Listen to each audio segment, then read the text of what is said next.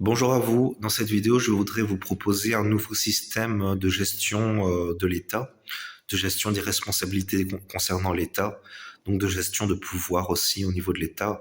Donc, en fait, je voudrais proposer aux pays européens, parce que je pense que il vaut mieux s'adresser aux pays que l'on habite, un nouveau système de responsabilité, en fait. Alors, je sais que ça peut paraître très, comment dire, très présomptueux de penser pouvoir trouver un système qui au final répondra aux problématiques des pays. Je pense quand même que ce que je dis peut avoir une certaine pertinence, peut être nourriture à un débat et à une réflexion profonde sur le sens du pouvoir, sur le sens de la dignité de nos dirigeants et tout ça. Et donc, voilà ce que l'on constate dans nos pays. On constate qu'il y a des dirigeants, qu'il y a des responsables, qu'il y a des personnes qui ont un certain pouvoir, et qu'au final, ils utilisent ce pouvoir sans vraiment qu'on constate le respect des besoins du peuple. C'est-à-dire qu'au final, quand on regarde ce que font nos dirigeants, on peut se poser vraiment la question de s'ils respectent les besoins du peuple, de s'ils intègrent les besoins du peuple dans leur système de gouvernance, dans leur système de gestion des situations du pays. On le constate en France d'ailleurs, par exemple, par tout un tas de décisions qui sont prises par l'État, qui au final sont plutôt délétères pour les citoyens. Euh, Quand on voit le mouvement des Gilets jaunes, et plein d'autres mouvements, on est en droit de se dire qu'il y a une problématique profonde de rapport avec les dirigeants et de la confiance en nos dirigeants. Et donc, au final, on a en droit de se poser la question de qu'est-ce qu'on devrait faire, en fait, pour, euh, pour améliorer notre situation au niveau de nos États. Et donc ça, c'était pour l'exposition de notre situation. Donc, il y a une crise au niveau politique, au niveau gouvernemental, au niveau des responsabilités de chacun. D'ailleurs, c'est intéressant parce que quand on y pense, je dis ça et puis je retourne dans le fil rouge de la vidéo. Quand on y pense, non seulement nos gouvernants, non seulement nos dirigeants ne se soucient plus vraiment de leurs droits et de leurs devoirs, c'est-à-dire qu'ils gouvernent, ils gèrent le pays pour que ça se maintienne plus ou moins et pour qu'ils gardent leur position. Mais en même temps, quand on regarde les citoyens, on constate aussi de la part des citoyens un certain, un certain rapport à leurs droits et devoirs qui n'est plus le droit et devoir des anciens. Ça, sans aller jusqu'à dire que tous les jeunes ou que tous les jeunes, jeunes adultes de notre temps sont des révoltés ou sont des insurgés ou seraient des comment dire ou seraient des personnes qui s'enfoignent les lois. C'est pas aussi simple, bien évidemment, que les gens ont, ont toujours un peu le sens de la loi au sens symbolique, au sens ce qui est nécessaire pour vivre ensemble. À côté de ça, mais à côté de ça, on constate quand même que globalement, il y a, c'est ce que j'ai dit dans la dernière vidéo, c'est la transition de l'ancien monde vers le nouveau monde. Et donc, en fait, cette transition, elle se fait par tout un processus qui est un processus euh, qui, euh, qui, qui fait passer par des étapes qui sont au final comment dire, qui peuvent être éprouvantes pour les gens, en fait. Oui. Euh, donc, et donc voilà pour l'exposition de la situation. J'en arrive donc à l'objet vraiment de la vidéo, c'est-à-dire ce que je voudrais vous inviter à considérer pour nos États, pour nos parlements, pour nos gouvernements, pour de manière générale les gestions de pouvoir et tout ça en fait. Tout ce qui a trait à l'État en fait. Et ben en fait, quand on y réfléchit, les dirigeants, c'est-à-dire qu'on donne le pouvoir aux dirigeants dans des situations on les considère comme suffisamment sages pour gérer le pays. C'est le grand principe, c'est le grand principe directeur. On donne le pouvoir aux gens à partir du moment où on les considère aptes à gérer le pays, c'est-à-dire à gérer en fait les besoins fondamentaux des gens, à donner un cadre de vie décent pour tout le monde. Ça, c'est le principe directeur de pourquoi on donne du pouvoir aux gens. On leur donne du pouvoir pour qu'ils puissent choisir ce qui est le plus approprié. Dans la démocratie, on considère que c'est nous qui choisissons, alors qu'en fait, soyons honnêtes, c'est faux. Hein. Bien évidemment, c'est, euh, c'est nos dirigeants qui choisissent. Et au final, il y a toute une question de pourquoi on vote pour ces gens-là, parce qu'au final, on constate toujours que ben, il y a des problématiques. On connaît tous ça, bien évidemment.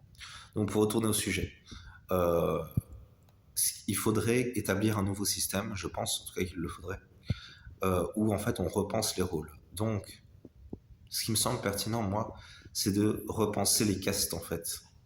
Alors, je sais que parler de caste, c'est assez touchy, mais quand on constate la société, on se rend compte que ben, il y a quand même pas forcément des castes hyper hermétiques.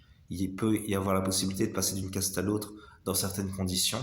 En fait, dans les conditions où l'individu est capable de se comporter selon les conditions de la caste qui lui sont supérieures ou inférieures s'il veut descendre d'une caste. Et donc, en fait, le principe, ce qui pourrait être intéressant, ce serait de décider qu'il y aurait. Donc, je reprends ma phrase.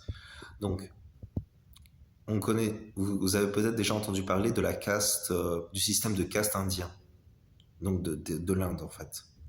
Donc, c'est un système où en gros, chaque caste, en quelque sorte, est en quelque sorte respecte l'opinion de la caste supérieure. Donc tout au sommet, on a les brahmas, les enseignants, les prêtres, les sages, qui ont pour rôle d'enseigner la vérité, d'enseigner le savoir, d'enseigner la responsabilité, d'enseigner tous les principes supérieurs, d'enseigner tout à ce à quoi l'esprit aspire pour pouvoir en quelque sorte rendre la vie meilleure en quelque sorte. Et aussi la dimension spirituelle, la dimension vraiment, c'est la dimension spirituelle vraiment. Le brahma, c'est le prêtre, c'est celui qui a un contact avec Dieu, avec le divin. Et donc le rôle de ces gens-là, c'est vraiment de penser l'enseignement, vraiment de penser la spiritualité du pays. Et donc là, ce qui pourrait être intéressant, c'est de considérer un ensemble de philosophes, de sages, d'intellectuels qui pourraient, en quelque sorte, et pourquoi pas de professeurs aussi. Ça pourrait être très intéressant que des professeurs qui à la base viennent du bas de la société soient élevés à ce statut-là parce qu'ils ont la capacité de transmettre en fait les professeurs.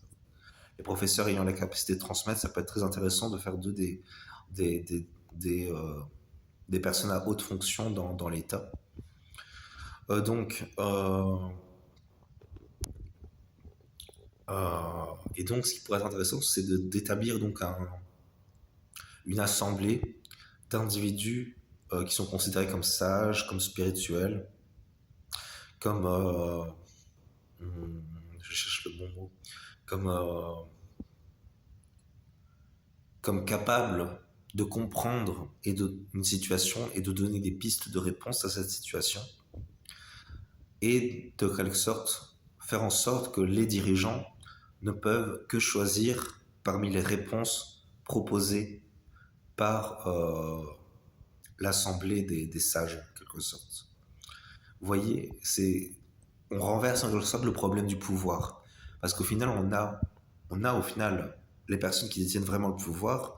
Au final, ça devient les sages, ça devient les intelligents, ça devient les personnes perspicaces, ça devient les personnes qui comprennent les besoins des individus, ça devient les personnes qui ont une dimension de sagesse, une dimension de service aussi, bien évidemment.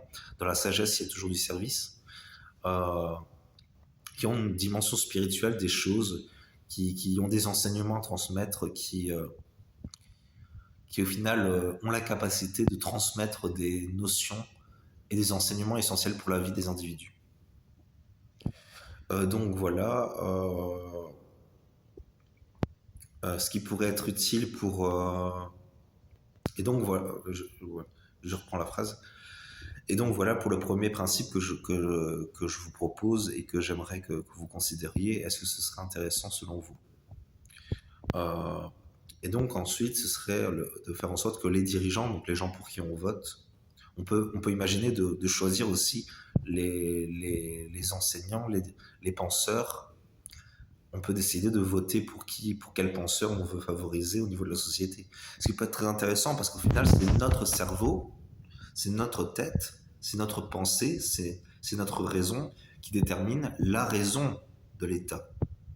Ce qui peut être très intéressant justement. Parce que du coup, ça crée une concordance entre la raison et le mental et la pensée et le cerveau du peuple qui se met en harmonie avec la pensée et le cerveau et le raisonnement de l'État. Ensuite, ce qui peut être intéressant, donc du coup, c'est de créer un système où au final, les dirigeants choisissent les réponses. C'est-à-dire qu'on aurait un cercle de dirigeants ou un dirigeant même possiblement qui choisit une réponse, et ce qui fait qu'au final, la personne qui serait responsable des conséquences, la personne qui devrait, qui est responsable de vraiment choisir le bien du peuple, parmi les réponses possibles, parmi ceux qui prônent le plus le bien commun au final, ça peut être le dirigeant. Oh désolé, je me rends compte que j'ai vraiment du mal à faire cette vidéo. Je vais quand même la poster parce que je pense qu'elle peut être intéressante. Donc si vous, je vous demande de retenir ça de la vidéo, c'est-à-dire, est-il selon vous intéressant ou pertinent d'établir un système, un cercle, un auditoire, une assemblée? Oui, assemblée est vraiment le mot pertinent. Est-il intéressant selon vous d'établir une assemblée d'individus chargés de penser les situations de l'État et de donner des réponses pertinentes au regard de cette situation, et que donc les dirigeants ne peuvent que choisir parmi les réponses proposées par cette assemblée, ou est-ce que selon vous, peut-être que vous direz, mais au final, peut-être que les gens de cette assemblée-là, ils seront aussi, ils seront peut-être corrompus par les lobbies aussi. Donc oui, il y a toute une dimension. Et donc du coup, on pourrait réfléchir de comment garantir la, la notion de la valeur de service et d'honnêteté de cette assemblée aussi. Donc voilà pour ce que je voulais vous proposer. Donc c'est une vidéo assez... je sais que j'ai encore eu des difficultés à bien organiser ma pensée et à bien la transmettre. Je vous remercie d'avoir regardé la vidéo jusqu'au bout. Je m'excuse pour mes difficultés. Je sais que ça peut être particulier et difficile de comprendre en fait l'idée globale de la vidéo. Je pense quand même que la plupart d'entre vous auront compris, car j'exprime quand même des choses au fond qui peuvent être compréhensibles, je pense. Je vous demande donc d'être sympa avec moi, s'il vous plaît, dans les commentaires, car au final, je sais pas, vous... Oh, bon, écoutez, mon cerveau est en train de dérailler complètement. Donc du coup, je vais arrêter la vidéo là. Je vous remercie d'avoir regardé la vidéo et j'ai hâte de parler avec vous dans les commentaires si ça vous intéresse. Merci, bonne journée.